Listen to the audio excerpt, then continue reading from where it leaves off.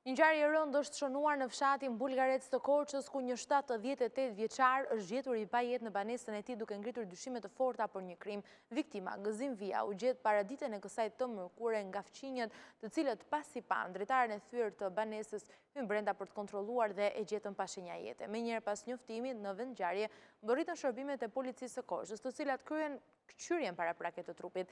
Sipas burimeve nga hetimi, në trupin e të moshuarit janë konstatuar shenja të dukshme dhune, çka ka ngritur dyshimet se ai mund të jetë vrarë. Nga të dhënat paraprake dyshohet se 78 vjeçari është goditur me mjete të forta, konkretisht me një lev. Ndërkohë, hetuesit po fokusohen tek pista e grabitjes, pasi në banesë janë konstatuar dëmtime në dritare, si dhe mungesë parash dhe orendish. Grupi hetimor po punon për zbardhjen e plotë të rrethanave të ngjarjes, ndërsa janë sekuestruar dhe po verifikohen kamerat e sigurisë në zonë për të identifikuar autorët e mundshëm. Trupi i viktimës pritet të dërgohet në morg për kryerjen e ekspertizës mjekoligjore, e cila do të përcaktojë shkakun e saktë të vdekjes.